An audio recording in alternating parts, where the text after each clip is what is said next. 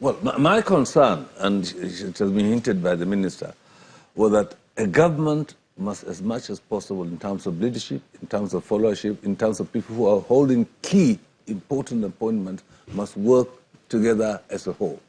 As we are talking today, she mentioned, I'm glad she mentioned the SSS, which wasn't essentially a bribe-fighting organization. It was meant to be a successor to what we had under the British, the special branch.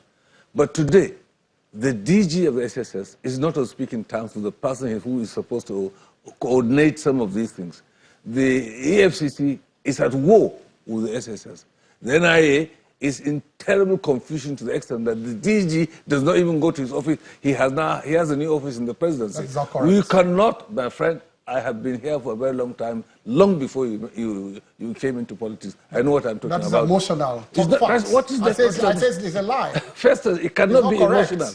It is true. So don't go emotional. Talk facts. I say it's not emotional true. Here? Yeah, why these are gentlemen I know. It's not true. They talk. So what did you know? So these are the things we push into the public spaces that bias the minds of people. He sits down here said they're not talking. No, hold on. What fact does he use to back it up? Let emotional statements. Let us be factual then. Yes, let's be factual. Hold on just a moment. We also know, I mean, we've seen in this government how the DSS sent a report to the Senate more than once on the chairman of the EFCC. We've seen bickering, it would seem, contradiction between the EFCC chair, acting chair, as we speak, and the Attorney General of the Federation, who is supposed to be in charge Can I repeat what I've said on this program before? Yeah. That it is credit to this government. Just a moment. Can I repeat it? You have said ask 3 in 1. Just a moment. Ask 1 in 1 so that we can answer them. Let me land on my point because I must give you the question. Yes. We've seen this sort of bickerings. You have said it is credit to the administration. Yes. But then some people will ask, how is bickering between key institutions of government or people who are supposed to be cooperating together, fighting on the pages of newspapers, how is it a sign of coordination for a government that is fighting corruption? Not bickering. If you use the word bickering, that's why I say you push these things to the public space. So when public officers are not supposed to be robots, because you want to assume that public officers must be robots under the president. That once the president says so, everybody must fall in line. Let me tell you this. Can I finish? Can I finish? When it is just a difference in perspectives. And for example, I'll give you, I say why it is credit to government. The president allows his agencies to do their work. Now, the SSS is not looking at the language, the body language of the president. He has appointed this person, so whatever the person has done, I will cover it up because the president wants this person to be in office. The president allowed the SSS to do their job. And they came out to report and said, can I finish? And the SSS said, well, we found him wanting in so and so areas. Fine, good enough. But the president and commander-in-chief has the final say.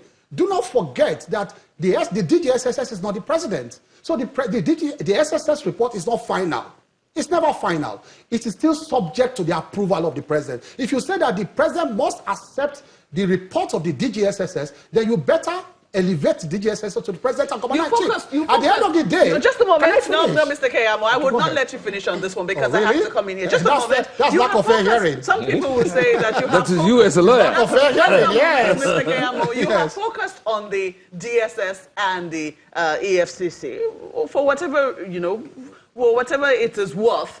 Some people might say, well, maybe the DSS was really just doing its job and it has stood by its guns. Yeah. But what do we make of the bickering? Because I'm using that word. We're talking about government as a whole. Between the Attorney General of the Federation and the EFCC. Now, can I say this? Can I say this? Well? Have you seen any of them? Wait, I want to be honest on this. Have you seen any of them face the cameras and address the cameras and say, I disagree with this, we are quarreling? No, yes. It is the leakage of documents going back and forth. And you cannot blame them for that. There is no government in this world where you don't have key functionaries disagreeing in secret memos. Now, if people decide to leak those secret memos, what is bickering there? That's not bickering. So long as they don't come on TV that is democracy at work. So what we are saying is that when people within the bureaucracy leak out these documents, you cannot say it's bickering. Because they are disagreeing on issues.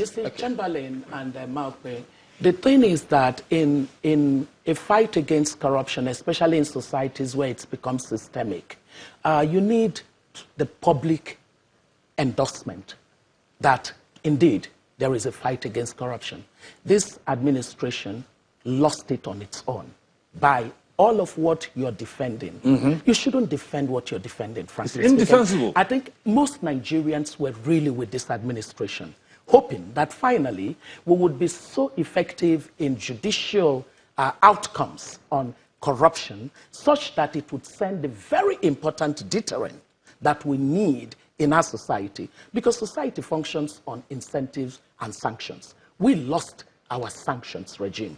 Our incentives became distorted. It distorted in the sense that bad behavior is rewarded, good behavior is punished. So people wanted the anti-corruption war to set this correct again.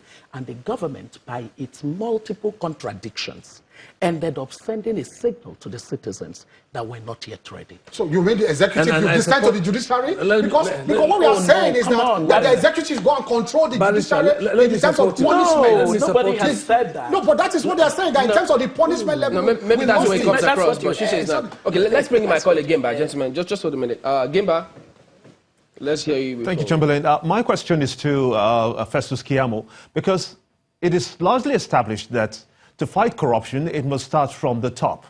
How do you reconcile, or how do you defend the notion that APC is seen as a safe haven for some of these corrupt politicians that the EFCC is after? Why are they being kept in the party in that manner?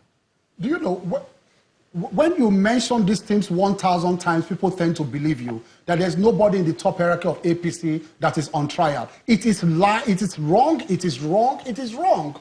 The Senate President is on trial. Rightly or wrongly, I don't know whether he's guilty or not. He's one of the top officers of the APC. The Adamawa governor is APC. The former Adamawa governor is APC, is on trial. And I'm sure you read last week that the two former governors who actually defected to the APC, I think it's Kirby or something, two of them, and they're about to be arraigned. They actually defected to APC, but they have actually drafted charges now. They're about to be arraigned. So when you say these things over and over and over again, then people tend to believe it is true. It is a lie. The facts don't support the emotional statements. They don't. I don't because know. you need to be specific. Mr. Keyamo, Really. if you just allow me to come in here again, let me just ask you again. Then what about the case of the former SGF, Babachir Lawal? What of SGF? No, so I will talk about SGF, I will talk about NIA. You are saying that within 3-4 months that when they have, you heard Magu last week on TV saying that nobody has stopped him investigating him. That he speaks, investigations are going on, and at the end of the day, once they complete the investigation, if he has to be arraigned, he will be arraigned. He said so. Even people within the PDP, for 3 years, but people within the PDP have been investigated since 2016. They have not been arraigned. What then would you say? Let me ask you again. Then what then would you say about the Maina case? Where are we at this point? Where does it stand? Because it is neither being investigated further. It's just been clear silence from this government. What is happening about that Maina case? Yeah, Abdul-Rashid Maina. If you know where he is today, you Who? go and point it out. He has been declared wanted before the entire world. The government don't know where he is?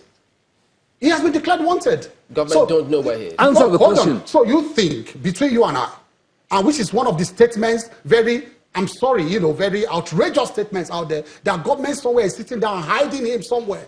Come off it. We'll just ask you a question. You cannot hide that kind No, of how person. can you say that personality government? can- So he's in the villa. You need to understand my point. He's in one I'm government asking house. a question. I'm not making a statement. I'm saying, doesn't government know where he is? No, it is an outrageous question, because if government knows where he is, why would Answer they it. If it's outrageous, answer it. Let me answer you with a rhetoric question. How would they declare him wanted if they know where he is? Mr. Keyamo, this is Why would they declare him wanted? Exactly. These are the outrageous things that people say. Very outrageous things people Just a say. moment, before you say it's outrageous, we understand that the DSS was protecting him. Because those are like I said, those are the emotional statements out there. Can you give me the facts? Everything you said in your life is outrageous. Can you give me the facts? Mr. Keyamo, It's outrageous because you have not supplied facts. There was a probe by the House of Facts. Representatives. There was a probe by the House of Representatives. what happened? They admitted to giving him protection. When he came back, Yes, the correct. DSS had declared him wanted. Correct. Did And not they know gave where him he protection was. after he was declared wanted. How did they let him escape? How? Mr. Keyamo, They opened the borders for him. let me ask this. Is it outrageous that he was on EFCC's wanted list. Yes. But he resumed in the ministry. Let me tell you what happened.